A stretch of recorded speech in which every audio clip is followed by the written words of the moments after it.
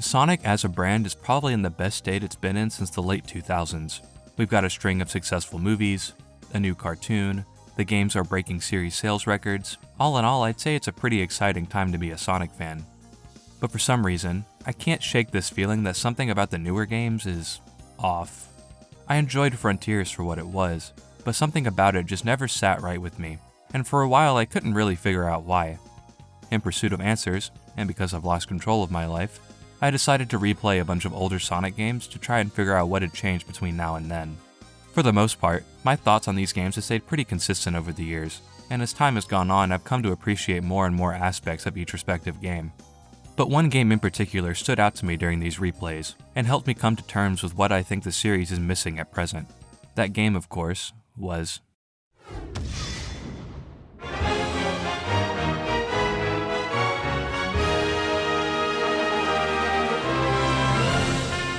Sonic Unleashed was the first Sonic game I ever played, and it's been my favorite game in the series for over a decade at this point.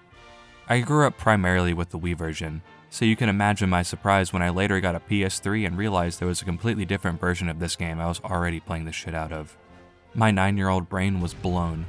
But I haven't sat down and played either version from start to finish in a few years, and upon doing so recently, I found myself noticing a lot more of the game's nuances than I had before. There's a lot of things about this game that I think the series has been lacking in recently, and I think taking some of those ideas and practices and applying them to the modern stuff would help the series flourish even more than it is right now.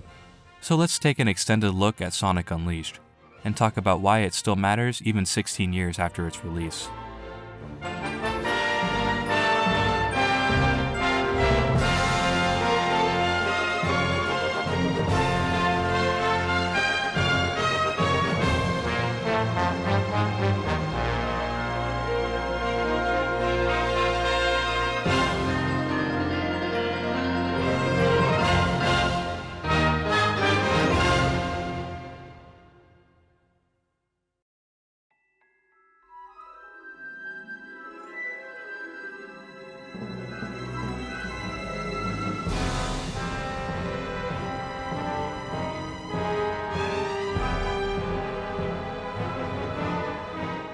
The thing you'll immediately notice upon starting the game is just how gorgeous it is. This opening cutscene is movie-level quality. Even over a decade later, it still gives me chills whenever I watch it. It's one hell of an opener. We see the classic Eggman vs. Sonic face-off, only for Sonic to go super and demolish an entire space fleet like it's nothing. Eggman then traps Sonic to steal the Chaos Emerald's power, and then uses it to blow up the Earth. Casual weekend shit. Doing so not only kills about 20% of the population, but more importantly turns Sonic into a furry. By breaking up the planet, Eggman releases an ancient being known as Dark Gaia, and plans to use its energy to take over the world and create Eggman Land. Dark Gaia's evil energy turns Sonic into the Werehog, this more feral, animalistic form that for some reason gives his shoes spikes. After draining the emeralds of their power, Eggman sends Sonic flying from space to his presumed death, kickstarting the events of the main story. What an opening, dude. I can't tell you how insane this shit was as a kid. This was my first real exposure to Sonic as a character, and what a way to be introduced to the franchise. Without so much as a word for a majority of the cutscene, they were able to establish the relationship between Sonic and Eggman and set the tone for the entire game. From both a storytelling and visual standpoint, this opening cutscene is phenomenal, and to this day it's one of, if not my favorite cutscenes in the entire franchise. Despite having such a bombastic and flashy start, the story of Unleashed is more on the basic side. But given that this was the game right after the clusterfuck that was 06, I don't entirely blame them for going the safer route. After falling from Eggman's penis ship, Sonic wakes up with this creature next to him, who tells him that he's lost his memories. Sonic decides to nickname him Chip, and vows to help him look for somebody who knows him. Once night falls, Sonic retransforms into the Werehog. Due to Dark Gaia's influence, both Sonic and the people of the planet change once night falls. Unlike Sonic though, normal people will just start behaving differently than they normally would. Eventually the two run into Tails, who tells him that he's been looking for a way to fix the planet with the help of someone named Professor Pickle. Before they can meet with him, however, Eggman kidnaps him and steals his research on Dark Gaia. Fortunately, Sonic and company are able to locate and rescue him fairly quickly, and after convincing him not to kill Eggman on the spot, Professor Pickle tells Sonic that to restore the planet, they need to visit the Gaia temples in order to restore each of the Chaos Emeralds. From here, the main story takes a back seat, as you get into a rhythm of exploring a new area, finding its temple, restoring an emerald, and in turn restoring a piece of the planet. The story isn't all that complicated, especially when you compare it to older games in the series, but I don't think that's necessarily a bad thing. While I would have liked to see other characters aside from Sonic, Tails, and Amy, the story is going for a more laid-back, Saturday morning cartoon vibe, and limiting the characters helps the story from being too bloated. I think something this game does really well is portraying its globe-trotting premise. Over the course of the game, you get to talk to a bunch of different cultures and visit a bunch of different locations. I really appreciate the varying amount of places you get to visit, all of which feel unique. There's the calming winds of Aptos, the scorching deserts of Shamar, the bustling Empire City, the dystopian Eggman Land. All of them offer vastly different vibes and do a great job of standing out from one another. Despite going for a more realistic art style, none of the countries feel out of place. That's thanks in part to the cartoonishly stylized human characters. Each area has a wealth of NPCs walking around, sometimes even during stages, and for some reason they're better than Eggman at stopping Sonic in his tracks. You can talk to these NPCs to learn more about their routines and cultures. Some of them will even travel to other countries and give you side quests. On top of each country having a bunch of different foods and souvenirs you can buy, all of these different factors work with one another to make the game feel like a world adventure. Hey, wait a second. I adore the world building present in this game. Unfortunately, however, that only really applies to the HD version. Most if not all of this extra stuff is completely cut out of the Wii version of the game. Instead of exploring each country, it's replaced with this visual novel DVD-style menu. While you can still talk to people in each area, it's far less extensive than in the HD version. And people won't travel to other countries either, which sucks because learning about these different countries and cultures is one of my favorite things about this game.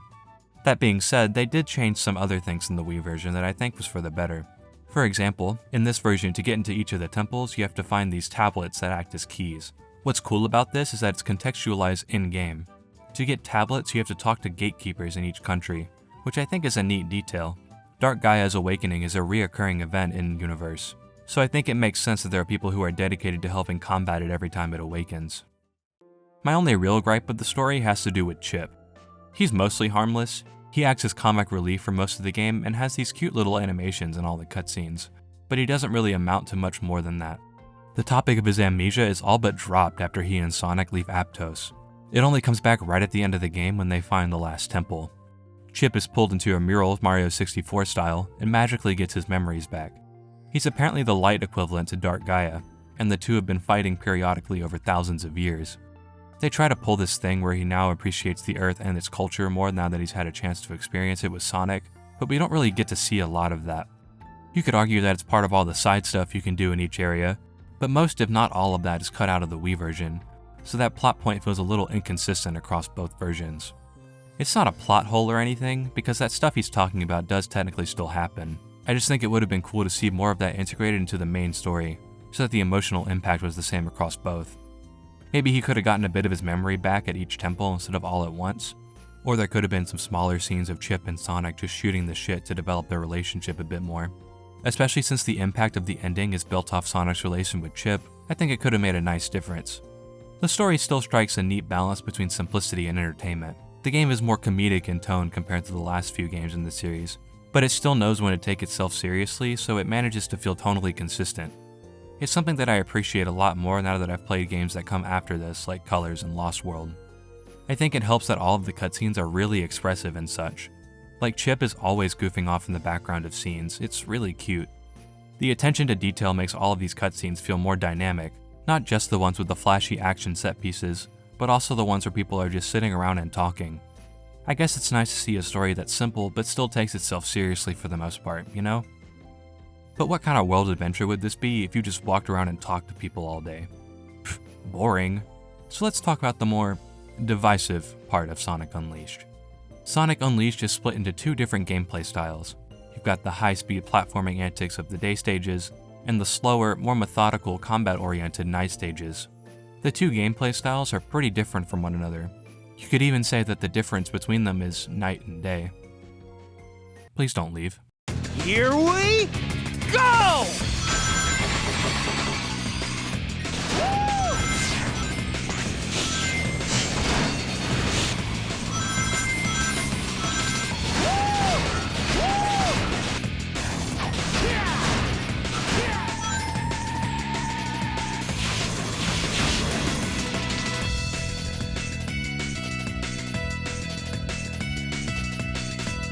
Let's start with the daytime levels, as they're your traditional Sonic stages. This is the first mainline game to implement the modern boost formula. The first boost game in general was Sonic Rush on the DS, and I have to say this might be still my favorite iteration of the formula. Unlike Sonic Rush, where the goal is to chain together a bunch of tricks and enemies to maintain your boost, here it's maintained by collecting rings. The focus is more centered around the blistering speeds and the spectacle that comes with barreling through everything that comes in your path. That's not to say these stages are a cakewalk though. They're still probably the hardest modern Sonic stages to date. They're also the longest stages to date, so you have to learn the optimal paths if you want to get the best time and ranking. Even after playing this game for so many years, it's still pretty difficult to consistently get S ranks, which I think is a good thing. I like having to actually play the game to get an S rank, as opposed to just breathing and getting it handed to me. None of the stages in the main game feel needlessly difficult or unfair, so it's all that more rewarding when you finally get that perfect run. I touched on this a little bit earlier, but I really appreciate how organic all of the environments feel. Despite going for a more realistic art style, none of the more Sonic-y aspects feel out of place. This is partially due to the fact that a lot of assets, like rails for example, are adjusted to visually fit in with what country you're in. The size of the stages also give the world this greater sense of scale. Since the levels are so long, and you're moving through them so fast, it feels like you're actually combing the entire area looking for the temples. I think one of my favorite examples of this is Dragon Road Act 1, where you start and end at the opposite sides of the Great Wall. It does a great job of showcasing Sonic's speed, and it makes each area feel more alive. The day stages in the Wii version are built off the same principles, but they have their fair share of unique ideas. Obviously, the stages are smaller in scale to accommodate for the less powerful hardware, but the way the boost works is also slightly different. Instead of boosting for however long you hold down the boost button, here the boost gauge is segmented, meaning once you press the button, you'll be boosting for a set amount of time. This means you have to be more selective about where you boost, because if you run into a wall or some other obstacle, you'll bounce off and stop dead in your tracks. Both your top speed and the size of your boost gauge is tied to how many rings you have, so there's an incentive to collect as many rings as possible while avoiding damage. You can tell this version was developed by the same people who made Rush, because it retains a few of the design philosophies, like the action chain aspect, albeit a little more clunky. This version has some nice aesthetical changes, like if you boost onto a boost pad, Sonic will launch off of it with a spin dash. I'm not really sure if it's faster or not, but it looks really cool, and I kinda wish it was in the HD version. While I still like the Wii stages, they're a bit clunkier than their HD counterparts. Sonic feels a lot heavier and has a wider turn radius. Ooh, maybe lay off the chili dogs for a bit, big guy. The levels are also pretty empty compared to the HD version, which makes sense given the hardware, but it also makes levels feel a little barren as a result. I still really enjoy these day levels. They offer just enough to be worth playing while still feeling familiar. The only thing I'm not super huge on when it comes to the day stages are the bosses. That's not to say they're particularly bad or anything, but they're all pretty much the same. They're these hallway type bosses that you chase down while dodging their attacks, hitting them with a homing attack or boosting into them whenever they're vulnerable, with the only difference between them being one or two new attacks. It's just kinda disappointing, I guess, especially with the nice variety of boss types in the night stages. It's not the end of the world though, and I'd rather have some decent but similar bosses over flat out bad ones. I think it's pretty easy to see why the boost formula became a mainstay after this game. It's a fantastic way to showcase Sonic's speed, and it feels like a natural evolution from the obstacle course styled levels from the adventure games. This iteration of the system remains my favorite mostly due to its difficulty. The stages aren't too hard to play casually, but mastering them takes a little more time and skill if you're going for all S ranks, which I think is something sorely missing from the future games. That's not even talking about how expertly designed these stages are. I feel like I discover a new shortcut or trick every time I play them. They're super fun to just pick up and play. They strike a nice balance between being accessible to newcomers, but still having enough meat for challenge seekers to dig their teeth into. Kinda like Pong the Next Level if you think about it. The day stages are no doubt the more popular of the two gameplay styles, as they went on to become the main gameplay style of the next few games. But that doesn't mean the night stages aren't good in their own right. It's time to embrace my inner contrarian, and talk about why I like Sonic the Werehog.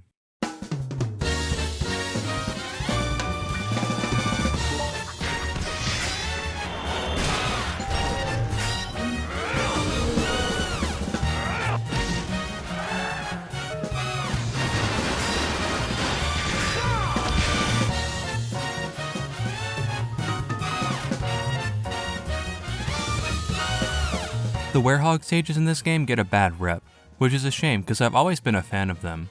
These are longer, slower stages that have a greater emphasis on combat and platforming. I know I joked earlier about the night stages being the complete opposite of the day ones, but it really is the truth. Instead of blasting through hillsides and entire cities, as the Werehog you explore smaller, denser areas, like the back streets of Spagonia or the jungles of Adabat. The night stages have a much greater emphasis on exploration. There's items and metals hidden throughout the nooks and crannies of every stage, so you're incentivized to explore them to their fullest.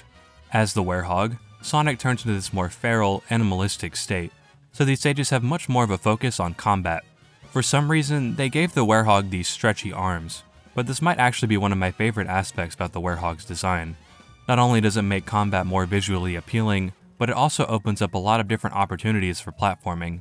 Using his arms, Sonic can swing across rooftops, climb up pillars, or pick up enemies and sling them all over the place. They give Sonic a better opportunity to interact with the environment than his daytime counterpart. The platforming here feels a lot more focused and acrobatic, with Sonic swinging, climbing, and balancing all over the place. Some of my favorite set pieces have to be stuff like climbing up the inside of the Spagonia clock tower, or balancing on these small beams above the foggy streets of Empire City.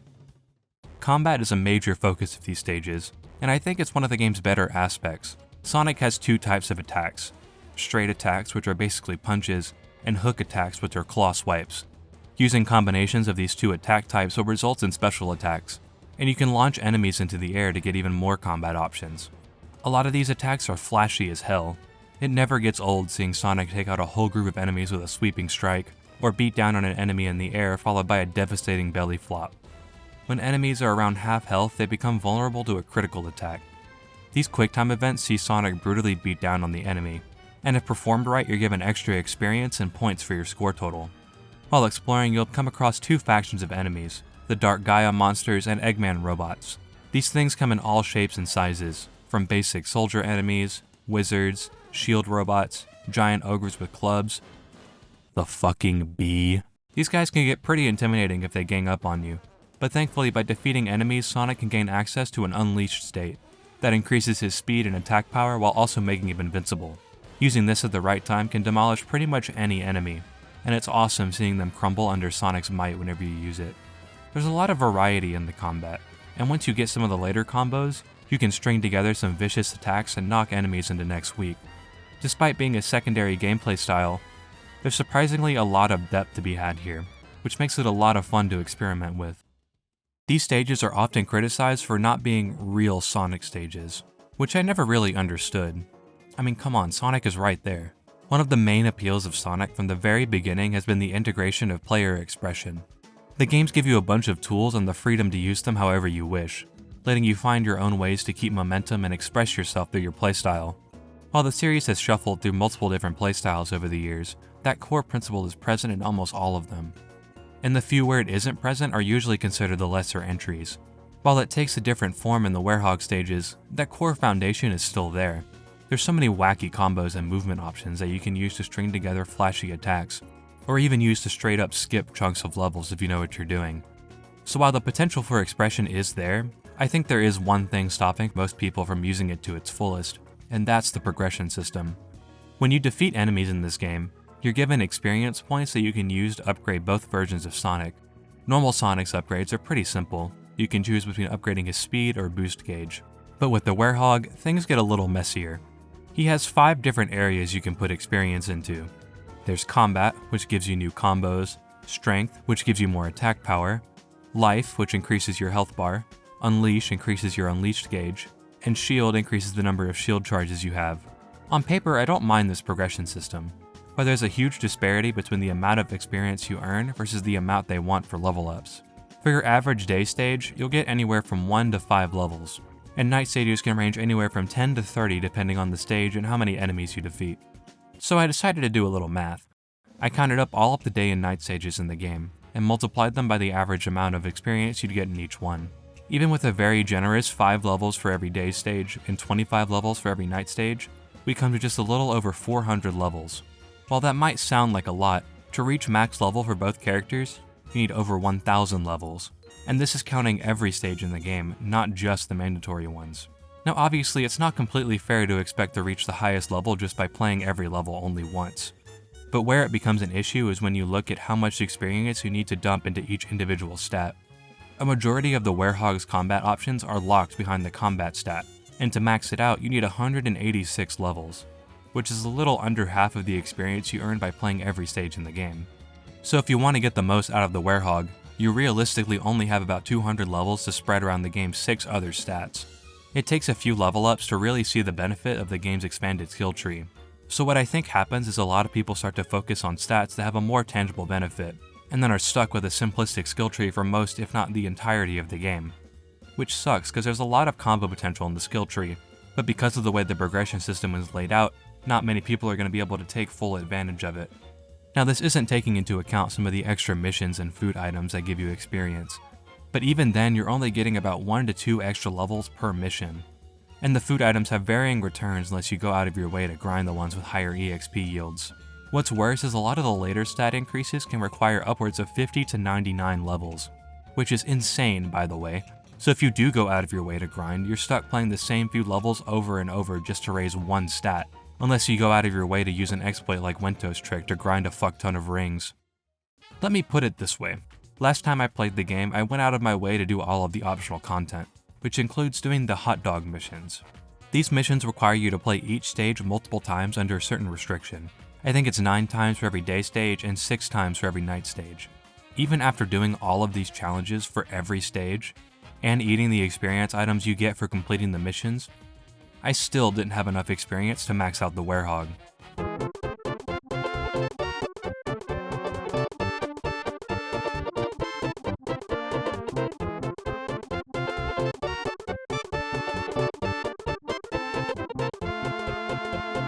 It doesn't help that this game lacks a New Game Plus feature, so there's no way to carry over your stats to a new playthrough or something. I think this is the main reason a lot of people don't see the potential and fun in the Werehog. If you choose to invest any significant experience into anything other than combat, you're basically gimping your combat options and making the game less fun for yourself overall. And I don't really blame people for doing so either, as stats like strength and life have a much more immediate benefit, so it makes sense to invest in those over a slow burn stat like combat. As much as I like the platforming in these stages, combat is still a significant portion of them as well, so not giving every player the tools to have the best experience without unnecessary grinding hurts the experience for the average player. I think the better solution would be to have a universal experience level that unlocks new combos and attacks as you level up. That way everybody would have access to the same tools and the game could be better balanced around them. Man, a version of the game with that kind of progression system would be nice. Oh hey, look at that! Despite having a simpler combat system, the Wii version avoids this progression issue almost entirely by having a linear experience system. You earn experience by defeating enemies or finding these experience boxes, and when you reach a certain threshold, you level up and increase your stats or learn new moves. This version takes a simpler approach to its stages, more resembling a 3D beat-em-up than a full-on action game. And these stages are broken up into smaller chunks instead of one longer level. Unlike the HD version, Sonic has a pretty basic combo set, alternating between left and right punches with one of the 2 attack buttons, and by pressing the special attack button during a certain point in the combo, Sonic's special move will change. Sonic's attacks are a little more stiff, which can make hitting the quicker enemies, like the fucking bee, a bit of a pain. But enemy attack patterns are also simpler, so it works out. The only thing I'm not really a fan of control-wise here is the dash. You activate it by pressing the control stick twice in any direction, and when it's active, Sonic is really slippery, like he has ice physics. It's not too bad when you're expecting it, but it's really easy to accidentally dash when you don't mean to, which can make you fall to your death fairly easy if you're on a small platform. Thankfully, death isn't too bad of a punishment since there's no score or anything in this version, and you just go back to the last checkpoint, but it can still be a little annoying. The focus on exploration is still present here, but the stages themselves are smaller in scale, which is to be expected. Something that I like about this version is that you explore unique locations that aren't in the HD version. It happens a few times in the day stages, but is more prevalent with the Werehog. Like in Chun-An, you get to spend some time in the wilderness and climb a waterfall, and in both Holoska and Adabat, you get to explore these abandoned temples. It's a cool way to give the Wii version its own unique identity, apart from just being the other version of Sonic Unleashed. One sticking point I constantly see during discussions surrounding this game is the stage progression, or in other words, the Sun and Moon medals. These are collectibles scattered throughout levels that are required to progress in the HD version. I often see people complain that you need too many of them to beat the game, but I never really had trouble with them, even as a kid. Maybe it's because I already had experience with other collectathons like Mario, but I always had enough medals to progress. I don't even recall hitting the infamous Atabat Day roadblock. Half the medals in any day stage are just plopped in the middle of the beaten path, so it's not hard to pick up at least a few there. And an entire focus of the night stages is exploration. I'm not going to act like they're perfect. Especially in the day stages, there's some that require you to stop dead in your tracks and walk off into a side area, which is completely antithetical to this game's design philosophy. But there's so many in the hub areas and in night stages that I never really struggled having enough medals. Maybe I'm just missing something, but it feels like people just didn't engage with the game enough and then got mad when they got punished for it. Like for this playthrough, I didn't play any of the side missions and only played the main levels, and still had enough to get into Jungle Joyride. Now granted, I've been playing this game for a while, so I do know where a lot of them are, and the amount of levels you need for the last day stage is quite a jump from the others, and is for some reason higher than the optional stage you unlock after Jungle Joyride Day, so maybe I just got lucky. While I never really had any trouble with them, I think there is some merit in wanting a more linear progression system. The Wii version does just that actually. Instead of having medals scattered around stages, you'll get them depending on your final rank in day stages, and by fulfilling objectives in the night stages.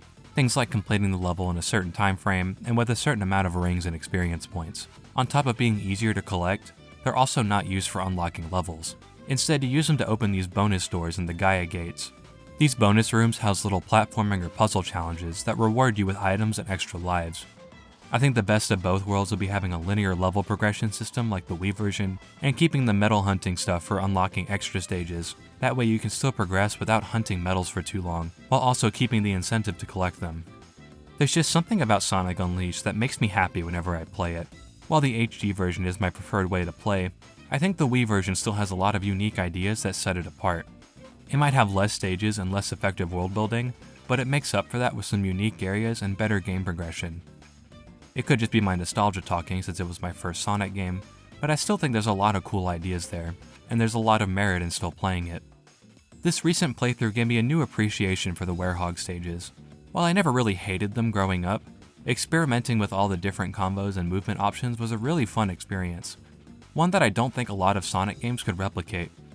Replaying these two games again took me back to my childhood in the best way possible, and playing it after a bunch of older Sonic games helped me come to terms with my feelings on the franchise in its current state.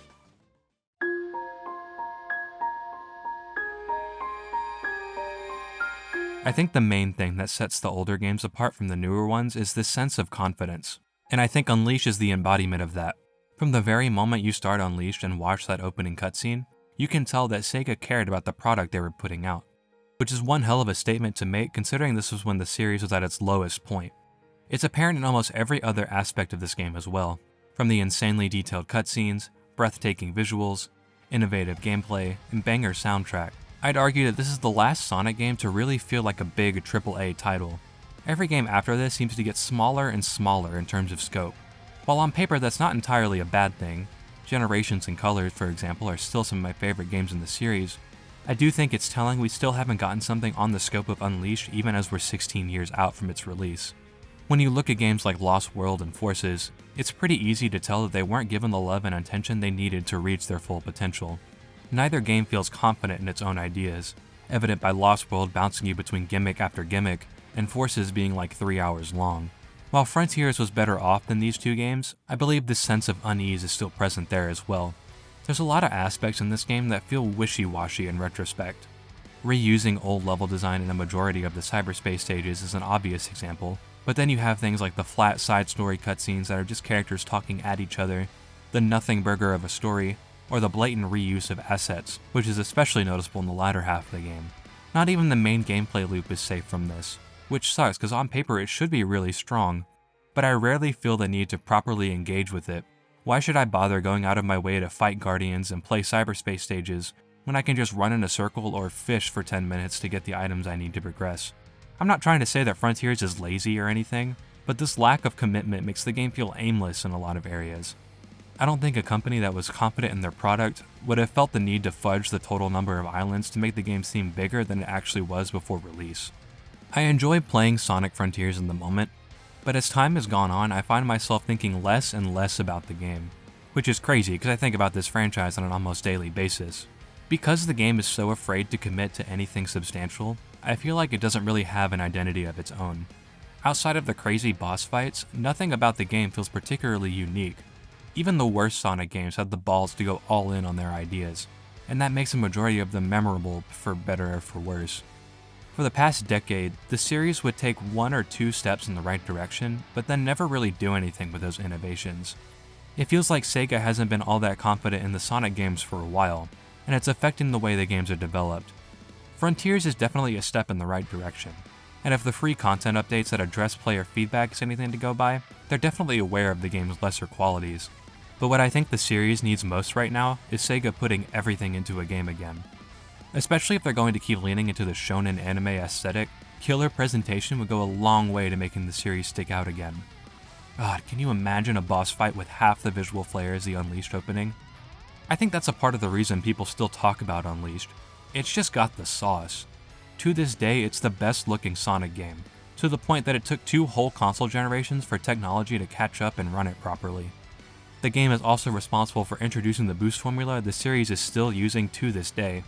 The series has had its moments since then, but nothing that I would say has really lived up to the precedent that Unleashed set over 16 years ago, which is a little disappointing. Sonic as a franchise is on the cusp of change, and while I think the series still has a lot of potential, it's up to Sega to give Sonic Team the resources and time they need to fully realize that potential.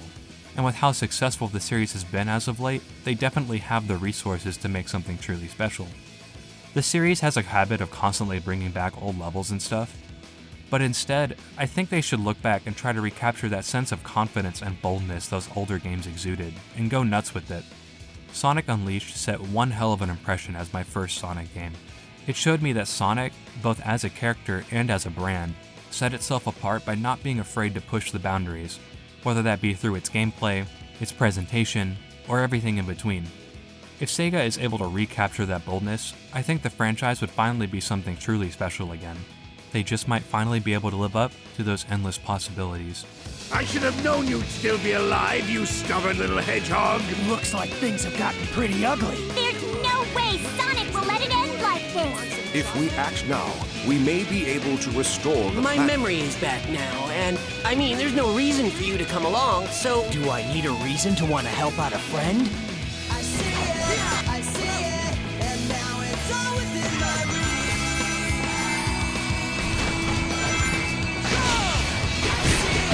I see it now, it's always been inside of me. I see it, and now it's all within my reach. Let's go!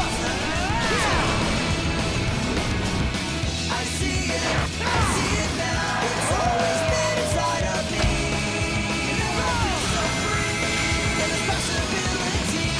I'll never forget you. I'll be here by you, always. A part of the earth you tread.